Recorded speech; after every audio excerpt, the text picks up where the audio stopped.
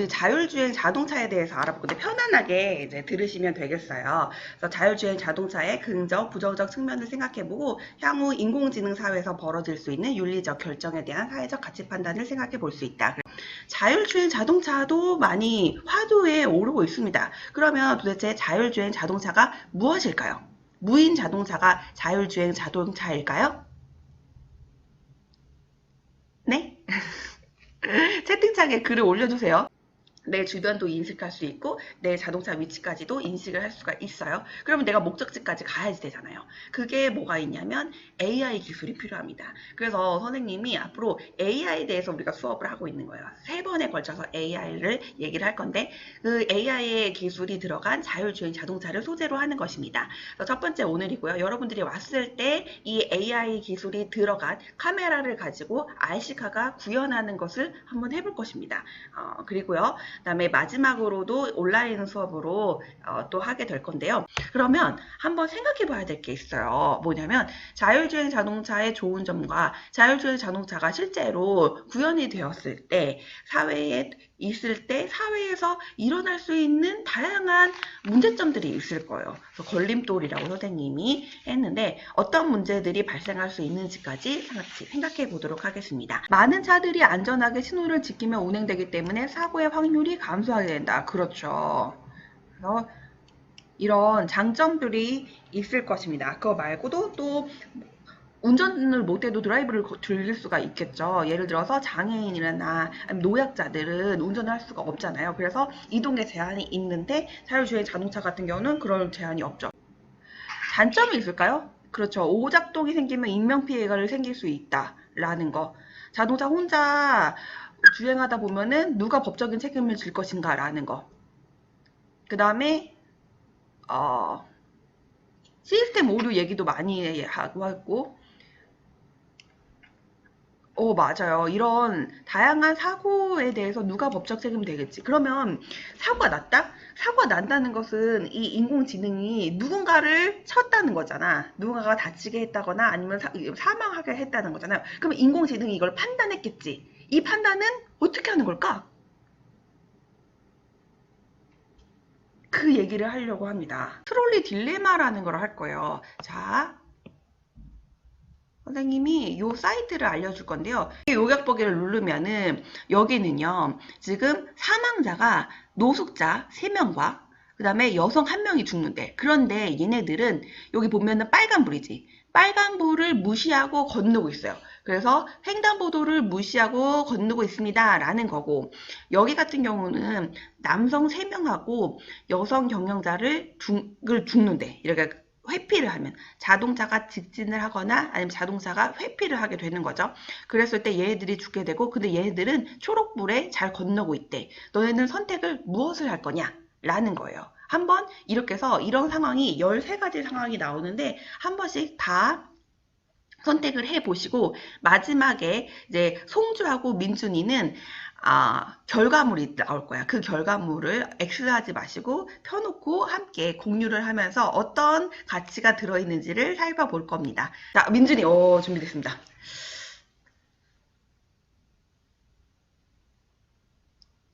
네네. 음소거를 해제해 주시고요.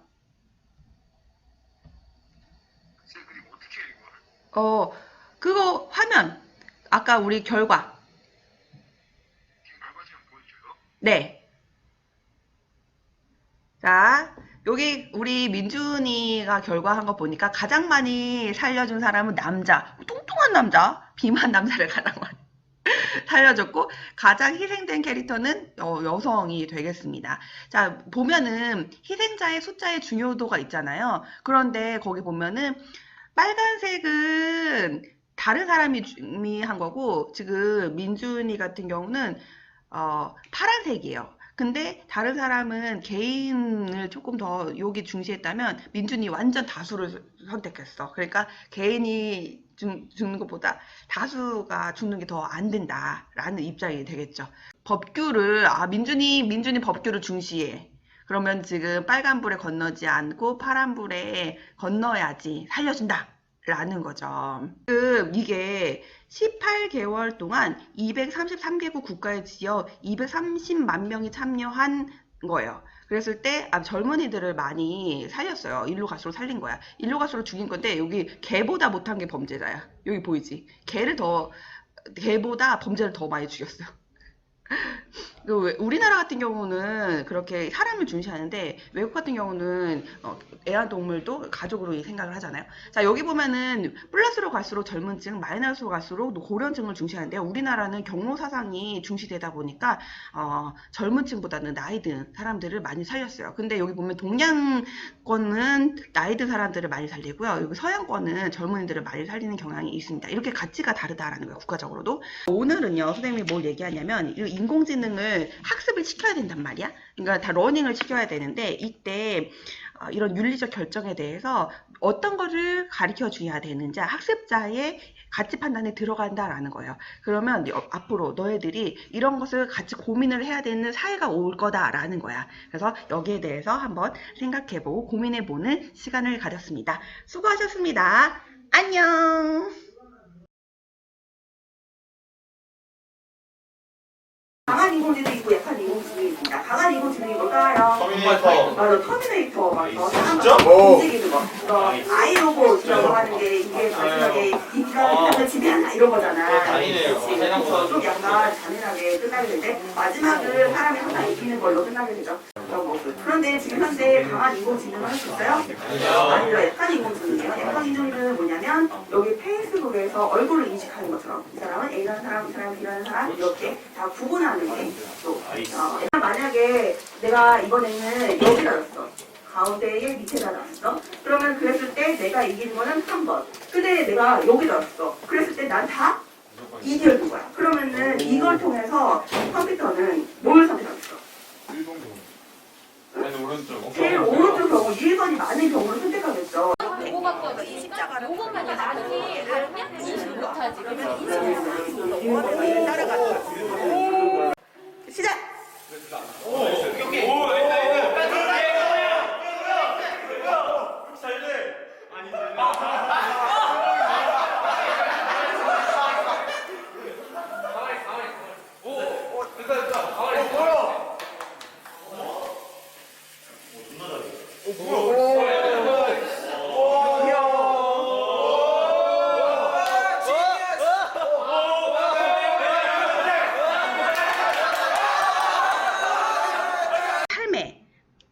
깊숙이 들어왔어요. 그래서 내 일자리까지 빼줄 수가 있습니다. 그래서 일자리와 업무의 변화를 한번 생각해보고 그럼 본인의 희망, 직업과 진로에서 인공지능을 활용을 해야 되거든요. 인공지능을 활용하는 방법을 생각할 수 있다라는 거. 그러니까 우리가 지금 1차 산업은 증기기관차였어. 2차 산업은 화석연료였어. 3차는 컴퓨터와 인터넷이었어. 컴퓨터와 인터넷 안 쓰는 곳이 없죠. 4차가 인공지능입니다. 그래서 쓰여야지 되는데 그러면은 어떻게 쓰일 수 있는지를 생각해보는 시간을 갖도록 하겠습니다. 자, 선생님이 이제 이렇게 자동차 관련 직종의 변화를 생각한 것처럼 여러분들도 여러분의 희망, 진로에 대해서 생각을 해보고 오늘 그거 적는 시간을 가질 거예요. 그 다음에 그러면은 어떤 업무의 변화들이 또 있을까? 개인 비서라고 해가지고 지난 시간에 로봇을 가지고 또 안면 인식으로 따라오게 하는 거 했었잖아요. 이게 안면 인식으로 이제 개인 정보를 가지게 된다라는 거. 그래서 어떤 사람이 그 범죄자였어. 근데 경제적인 범죄자야. 그래서 돈을 내야 돼. 돈을 안 내고 도망다니는 사람이었는데 이 사람이 어느 그 가수의 콘서트에 가는 거예요. 콘서트장. 근데 그 콘서트장에 안면인식 카메라들이 있었던 거야.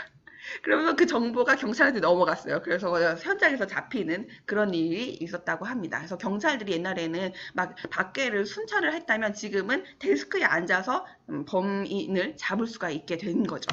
그 다음에 의료시설이 스마트 진단과 원격 진료라고 해가지고 어떤 것들이 있을 것 같아요? 3D 프린터 기술자. 맞아요. 3D 프린터 기술자, 그 다음에 유전자 정보 분석가, 방금 얘기한 것처럼 인공장기 연구 개발자, 장애인 보조 도구 개발자, 개인 맞춤형 약 제조자 이런 사람들이 새로 창출되는 직업이 아닐까. 이것도 역시 정답은 없고요. 선생님이 한번 적어보았습니다. 이런 것들이 앞으로 여러분들의 삶에 또 나타나는 직업이 되지 않을까라는 생각이 들고요. 선생님이 고민해야 될 거. 여러분들은 누구에게 배우시겠습니까? 여러분들은 누구에게 배우시겠습니까? AI요. AI가 지식 전달을 많이 하죠. 그러면 교육은 앞으로 어떤 방향으로 가야 될 것인가? 라는 게 선생님들의 고민이 되겠습니다. 예술 같은 경우가 창조적인 직업이니까 AI가 건들 수 없다라고 생각하는데 그렇지 않아요. 서라벌 고등학교고 반고의 별이 빛나는 밤에 사진을 했더니 이렇게 학교가 아주 멋있게 변했습니다. 그 다음에 또 그림 그리는 게 있어요. 얘가 여러분 이거 같이 해볼 거야. 이걸 하면서 요거는 가입이 필요 없거든요. 그리고 빨리 할 수 있어요. 우리 1등한 종현이가 한번 화면을 공유를 해주면서 어떤 그림을 그릴 건지를 해주면 되는데 그럼 그림을 그려보세요.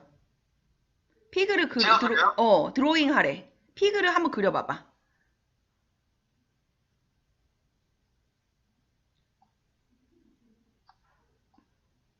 자, 그 여기까지만 그렸더니 나머지 누가 해줘요?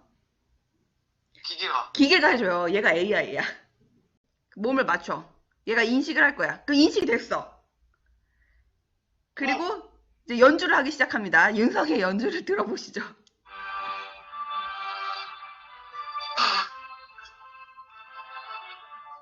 이제 위로 올릴수록 소리가 커지고요.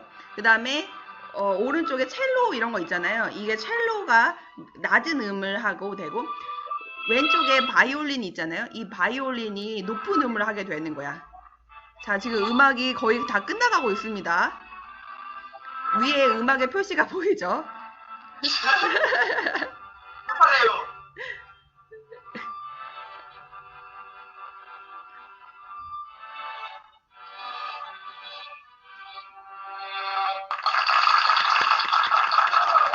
브라보! 이제 AI 시대 본인의 희망, 직업, 진로의 변화를 예측해 보는 거예요. 그래서 학번, 성명, 희망, 직업을 적고 그 다음에 그림을 넣을 거야. AI가 접목된 본인의 희망, 직업의 모습을 사진이나 애니메이션을 찾아 넣고요. 그 다음에 AI 시대 본인의 희망, 직업의 변화를 예측해서 적어보고 근데 AI가 들어올 수밖에 없잖아. 지금 컴퓨터, 인터넷이 들어온 것처럼 AI가 들어오면은 본인의 그 AI를 가지고 생산적이고 효율적인 일의 능률을 키우기 위해서 사용을 해야 될 거 아니야. 그게 어떠면 좋을지를 적어보면 되겠습니다. 수환이는 육군이 되고 싶대요. 그래서 인공지능이 군복이나 장비에 인공지능이 들어간 전투력을 향상시킨대. 그래서 이런 식으로 본인의 진로와 관계된 것을 적으시면 되겠습니다. 우리 학교에서 만나도록 하겠습니다. 안녕!